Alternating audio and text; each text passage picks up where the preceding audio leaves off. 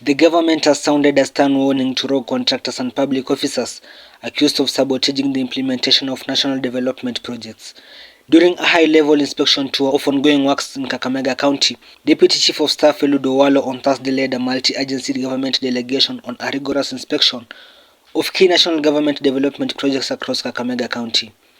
The tour, aimed at evaluating the quality, progress and impact of infrastructure projects, is part of the government's renewed push to ensure public funds are put in proper use and that contractors meet agreed timelines and quality standards.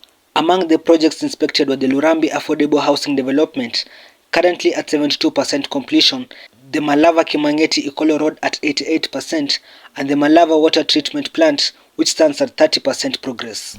We are in Kakamega County today to inspect various national government projects and also verify their status in equal measure.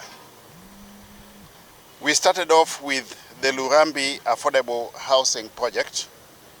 This is a project that entails 220 housing units. This project, as we speak, is at 78% completion level.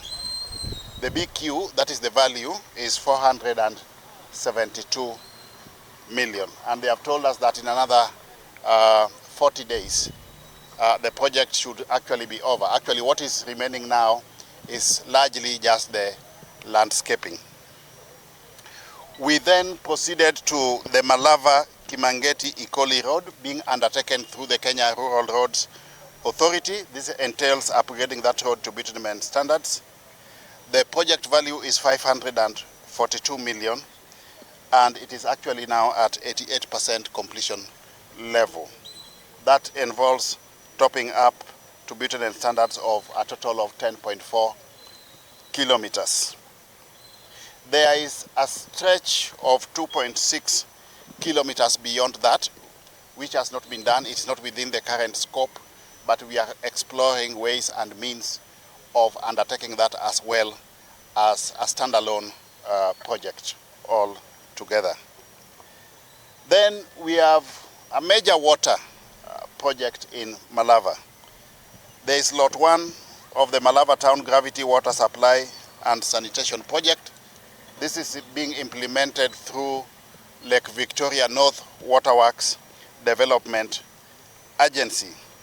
It entails the construction of a water treatment plant of 2,753 cubic meters per day.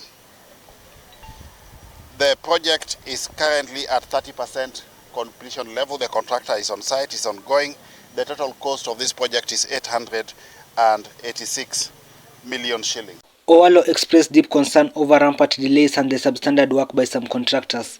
He also decried interference in procurement process, saying such actions derail service delivery and compromise transparency. He confirmed that one contractor has already been blacklisted and warned that the others risk the same if they fail to deliver. We are witnessing a situation where certain contractors are taking up more jobs than they can implement beyond their capacity. They bid for 5-6 projects at the same time using different companies. And then they quote low to undercut some people by way of price. Once they have won the jobs, implementation becomes a challenge.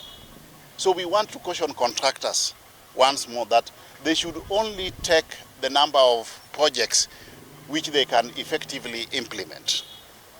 If any contractor takes over or takes up more than enough projects, and then the government meets its part of the bargain by making sure that all the requisite payments are made based on attainment of the necessary milestones, but the contractor is unable to implement the project, we will go ahead and blacklist such contractors. The Deputy Chief of Staff further cautioned public officers against acting as contractors or meddling in procurement, citing serious conflict of interest. He called on them to give way to qualified unemployed youth who are capable of executing these projects professionally. We are also witnessing a situation where certain government officers are also contractors at the same time. That is conflict of interest. So moving forward, we really need to decide. We don't want a situation where public servants are also contractors, yet they are the ones who are awarding the what? awarding the contracts. We have got so many young boys and girls, yeah, in the market who are well educated and can undertake those type of jobs.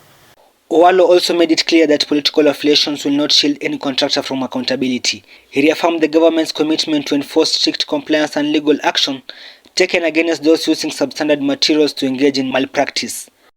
I'm saying this because we are witnessing a challenge in implementation on projects where we have got either political connections, the contractors either have political connections or they have connections with people in government. You are aware that all contracts, award of contracts, is within the confines of the Public Procurement and Asset Disposal Act. That act does not recognize political connections. And that act equally does not recognize connections to anybody in government. So once you have been awarded any government project as a contractor, you must deliver. We have witnessed a situation today where a government project is more or less stalling, and I'm told, unfortunately, that this contractor drops names of people in government. The law doesn't recognize that. Once you have been awarded a project, you will be held accountable for delivery of that project, irrespective of the politician you know in government or the official you know in government. Reporting for Shahidi TV, my name is Timothy Sonic.